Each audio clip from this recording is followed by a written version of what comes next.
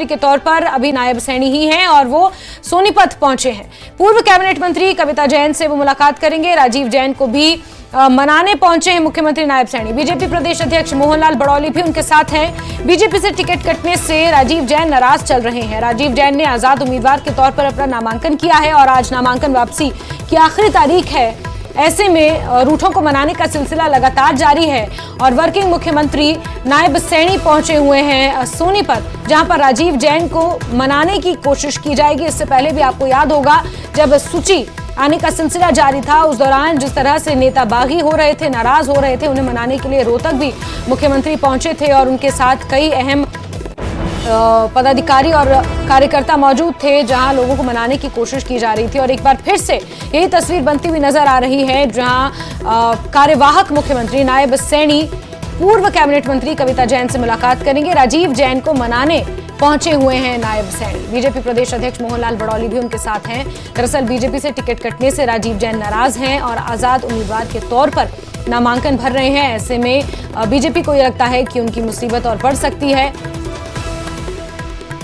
नितिन अंतिल हमारे सहयोगी ज्यादा जानकारियों के साथ जुड़ चुके हैं फोन लाइन पर। नितिन, रूठों को मनाने का सिलसिला अंत वक्त तक जारी है और आज नामांकन वापस लेने की आखिरी तारीख है। ऐसे में जितने बागी मनाए जा सकते हैं उन्हें मनाने की कवायद।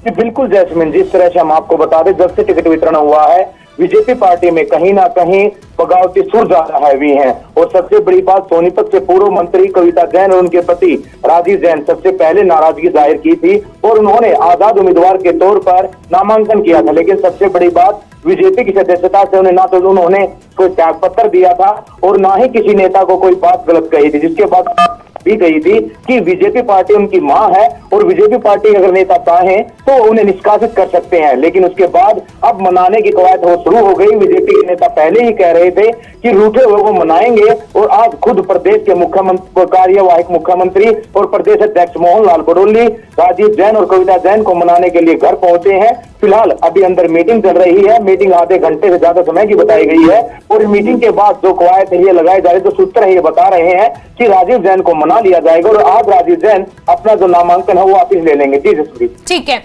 है नितिन, देखते हैं कि राजीव जैन मानते हैं नहीं, नामांकन वापस लेते हैं। कम से कम एक जगह से तो भाजपा की परेशानी कम हो। नितिन, बहुत शुक्रिया जुड़ने के लिए हमारे साथ।